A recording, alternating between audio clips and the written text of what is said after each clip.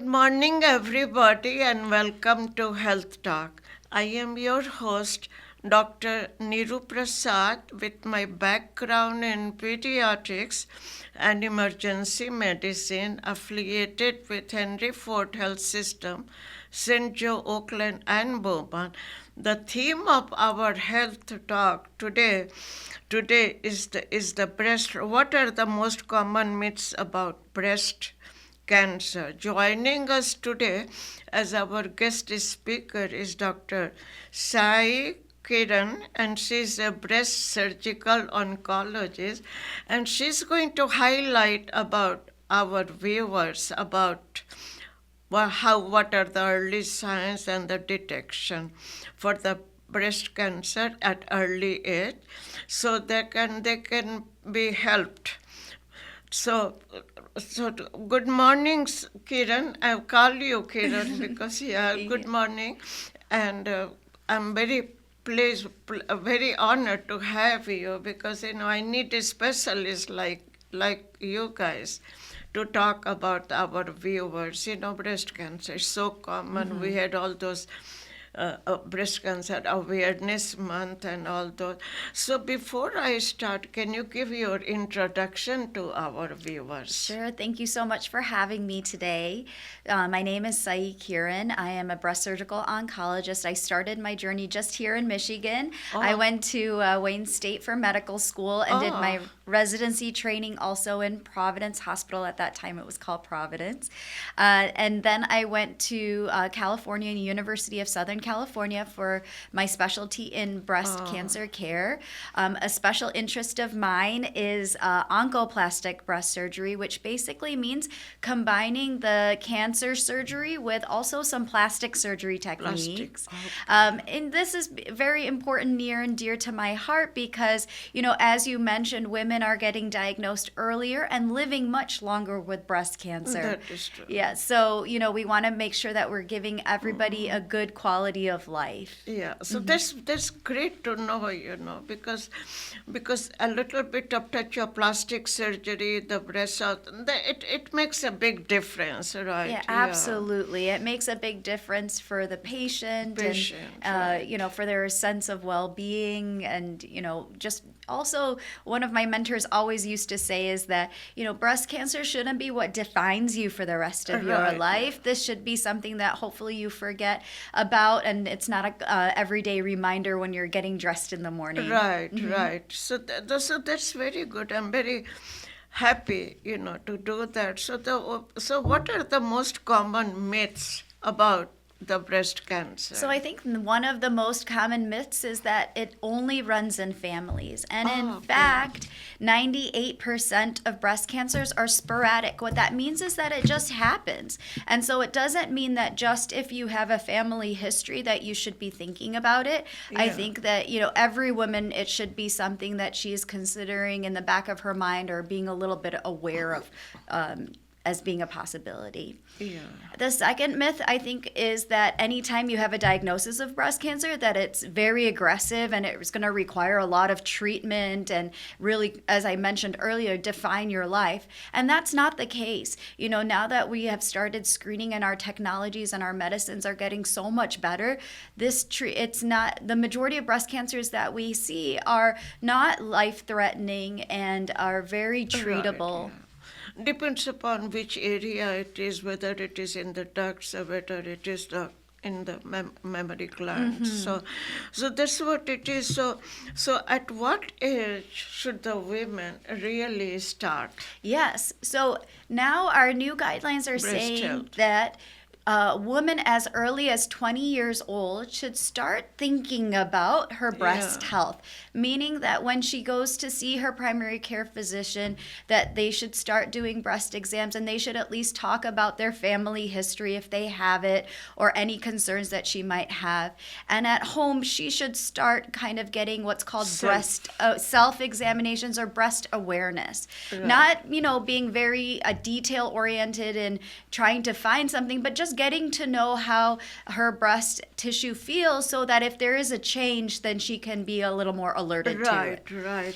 So nowadays, these teenagers, the young kids, they are also on the in the pills. Yep, the birth Hormone control pills. pills. So that might changes. contribute, right? Absolutely. That may change in the density, and they might be feeling some symptoms like breast pain occasionally around the time of their period and things like that. So it's good to start around 20 and just kind of getting a know of how everything feels. What it is. Exactly. The actual mammograms officially don't start until they're 40 years old, unless they have a strong family history of breast cancer or have other high-risk features that make them start the screening, usually ultrasounds earlier than 40. Okay.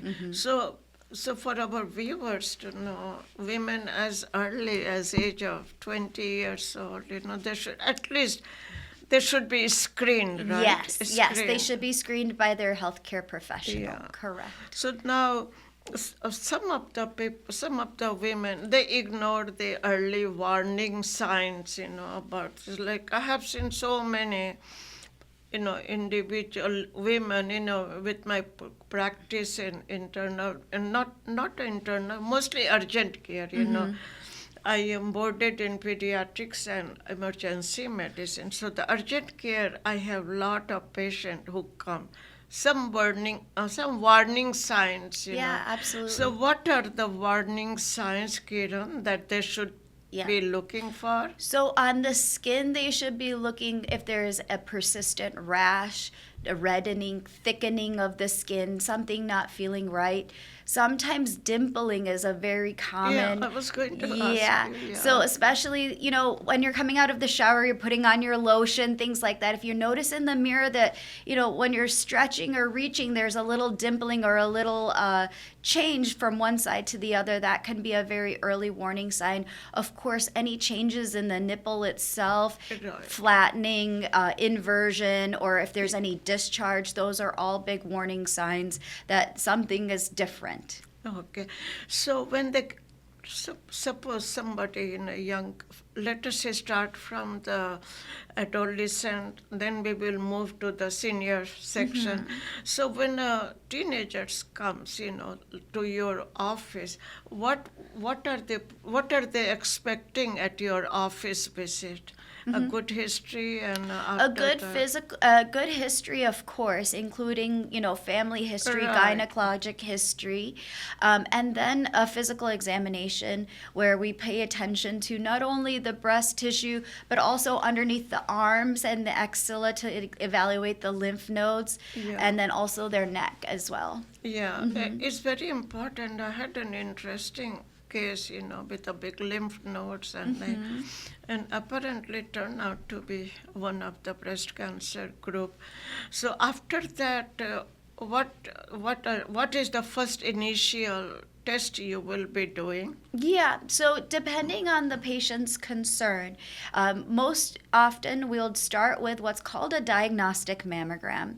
Okay. And that it also includes an ultrasound. So a diagnostic mammogram is different than a normal screening mammogram. The screening mammogram, it only takes two different views from two different angles. The diagnostic does a little bit more. It will, depending on where the area of concern is, it will kind of zoom in and look at that area. And sometimes the mammogram's not the best picture, so then they'll also add on an ultrasound as well to take a better look at that. Okay. And then depending on what that imaging shows, it's possible that the patient might need what's called a biopsy of an area. And the biopsy is basically a little needle that goes and takes a sample of the breast tissue. And that can be done either using a mammogram or an ultrasound. And that's, determined by the radiologist. So this is the diagnostic evaluation. Will be doing a needle biopsy if indicated, but Correct. Basically the mammogram Yep. and the ultrasound, right? Yep. Those are kind of our workhorses in terms of breast imaging and diagnostics. Those are still the best images, that we can get. So you are a surgical oncologist, so you are mostly focused about, what are the surgical, Yep. what procedures that that can be done. Briefly, can you describe, because you do so much. Oh, yeah, It is hard for absolutely. us to grab everything. Maybe during the next session, if you are free, Yeah. we can talk about the detail. But Yeah. mostly, just a rough idea, so Yep. so these people will know. Yeah, so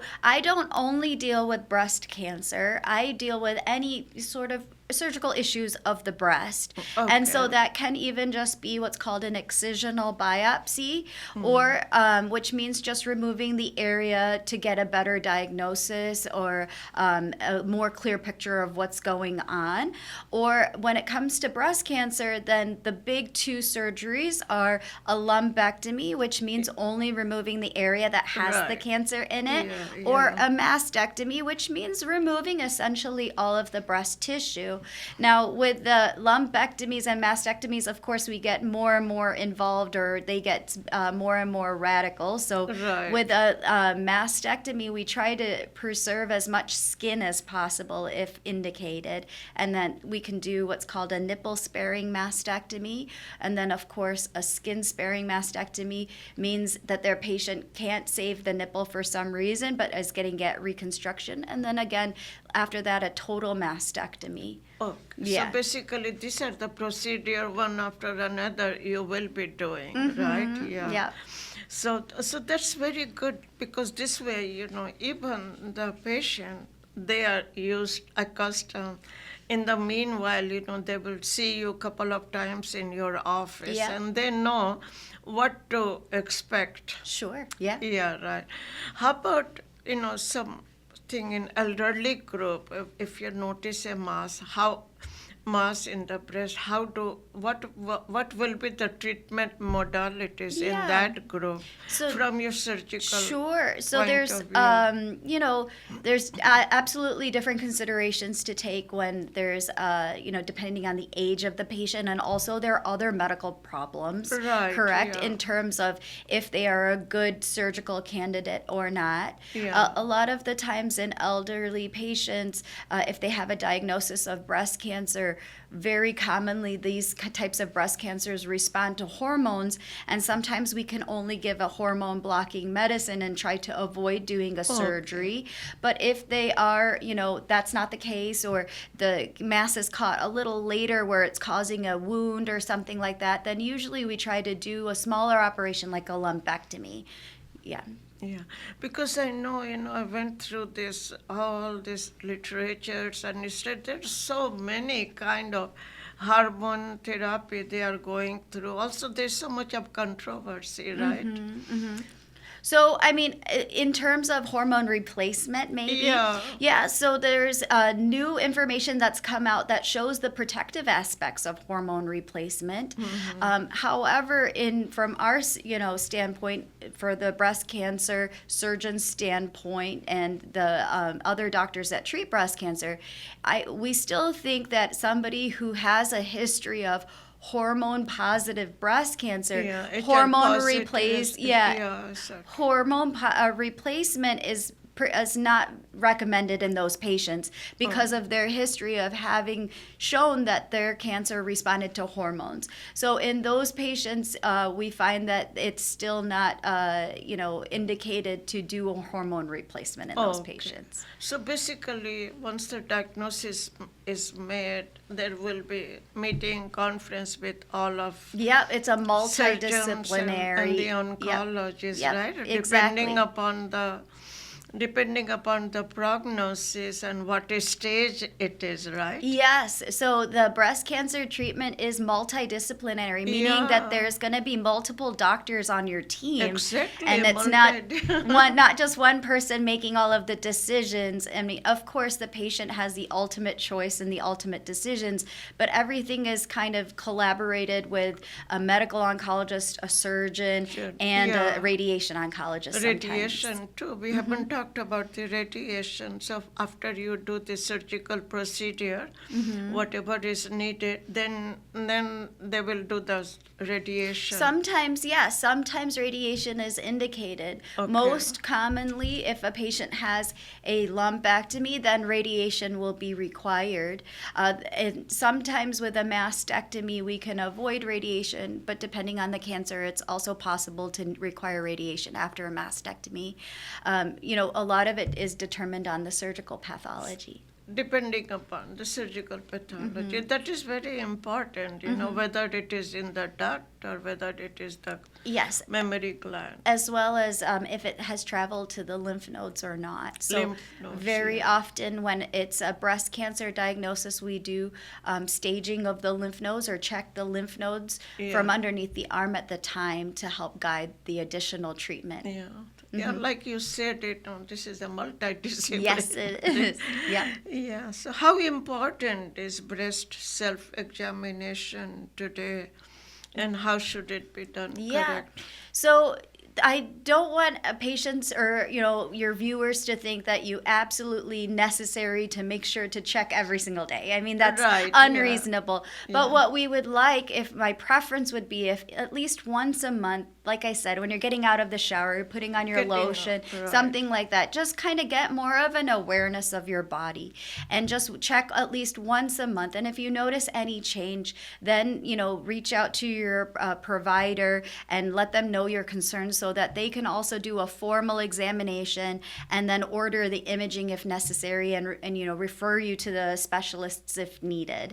So I don't want your viewers to think that Right, they're yeah, forced but to do something, but a they good should. once enough, just an awareness of their body. Which is very important, like just think in the back of your mind what you have. Yeah. And also, I would advise if they have a history of breast cancer in the family, I think that Makes a big difference. that yeah. makes a big difference. Yeah. Is there? I read so much about it last time when I was doing the breast cancer awareness month. There is a linking. Is there any definite linking between the breast cancer, alcohol drinking, smoking? Yes, there is. They have shown that previous history of alcohol use. Yeah. And this is, use heavy drinking for at least 5, 10, 15 years in the patient's 20s and 30s, actually. That influences your risk in breast cancer development. Of course, and then again, tobacco use is known to have a link with cancer, many different types of cancer, but even breast tobacco, cancer itself. And so therefore, of course, we talk about smoking cessation. Yeah. So basically, the two targets are not smoking cigarettes and nicotine, and Heavy drinking, yes. heavy drinking alcohol. Because so many articles have been written about the fetal alcohol syndrome and all those. So especially if a woman is pregnant. Of course, right? Yep. And another interesting topic that's come up in our field is exercise and how it's protective. Yeah, I was going to ask you because there's a role of exercise too. Yes, so they have shown that the signaling pathways that occur in the cells during exercise actually have signals to stop cancer cells from forming. So that's number one, even on the cellular level. But also it's shown that at least 15 minutes of cardiovascular exercise at least 3 times in a week have shown a protective effect on developing cancer. Also, we know that the primary stimulator of developing breast cancer is estrogen. And that's why women have a higher propensity propensity of having breast cancer than men. So estrogen, after the primary source of estrogen is from the ovaries, but a secondary source can be from the fat cells. The fat cells can convert to estrogen, and so therefore Obesity. yes, exactly. And so by healthy diet and exercise and decreasing your peripheral fat cells also are a protective effort for in developing breast cancer. Yeah, so that is a very important point you told all of us, that you have to watch your weight, right? Avoid excess fat. What can you do? I love eat fatty food. Yeah, of course. Everything in moderation, right? And setting good, achievable goals for yourself. That's what I tell my patients. I say, if you've never run, don't make your goal to run a marathon. It's going to be, it's unrealistic. Everybody cannot run exactly. marathon, So right? just give yourself something reasonable that you think you can do. Just an exercise. Something, like let's say you just want to go up and down the stairs 5 times in a day. That's exercise in itself, and something that you can do and probably already doing in your house. I don't know, Kieran. I'm very lazy. but I watch what I eat. I eat something that I like. Yes, of course you have to. Otherwise, what's life? What is life about, right? Exactly. So is our mammogram is still the gold standard? Yes, Can you comment it is. on those? Absolutely. I know that there are newer technologies out there that are coming out, but ultimately the standard is still a mammogram. That's still the best way for us to get screening, and the best way for us to get a look at what's going on in the breast tissue. The mammograms have advanced. We do what's called 3D mammograms now. So it's not just one picture, it's hundreds of pictures kind of stacked on top of each other. Cutting Yep, different levels. Different way. So then therefore we can get a better look at this at the breast tissue. In addition to a mammogram, like I mentioned earlier, sometimes we also add on ultrasounds.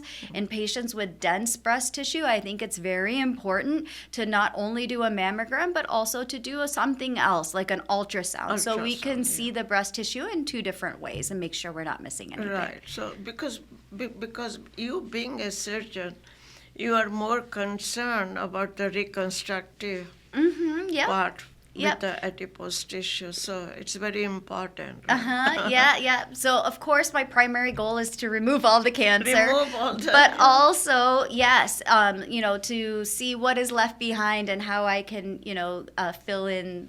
Yeah, exactly. right. Because I read about a couple of those procedures that are being done, and with you being so highly qualified in both the field, surgery as well as the plastic part. So I still, depending on the level of the plastic surgery that's required, I still work very closely with the plastic surgeons, and sometimes we work together in the operating room. Depending on the surgery and what reconstructive needs the patient requires. After you have done the surgery, then how many follow-ups do you do? Very important. Yeah, very important. So I always joke with my patients that you can never get rid of me. So even after the surgery, we do a 1-week follow-up, and then we'll see them every 6 months for the first 2 years. Okay, for our viewers to know, after the surgery, every 6 months should be a follow-up. Yes. Follow up by the oncologist and the surgeon, right? Because that way we want to make sure we follow them throughout their course. And also depending upon if the biopsy was taken, right, that depends upon that also, right? Yes. What is stage yes they are. Yes. So that's very good. That's very good. So mammogram is still the gold standard, and the technologies every time they are changing, right? Yeah, they have new things come, but the ultimate, the base is still the man. Base is the base. Yeah. So anyway, I just want you to give your last minute keynote advice to our viewers. I would But, very strongly encourage them to have, their breast awareness Breast. and do and try to, even if they don't every month do an exam per se, that they are aware of their body, and if they notice any changes, to alert their physicians or primary care providers, so that we can get early detection and early screening. Yeah. So this is the keynote advice from our guest speaker, Dr. Sai Kieran, and she is a breast surgical oncologist in this local, the major Oakland hospitals. And I like to thank you for coming to my show, because you gave us so much information, Thank you about this particular area, Yes. subspecialties. And I like to thank our viewers for watching me the show. I like to thank our producer for helping me produce this wonderful video. And until I see you again, have a very safe winter and spring. Yeah. Thank you. Absolutely. Thank you so much. Thank you.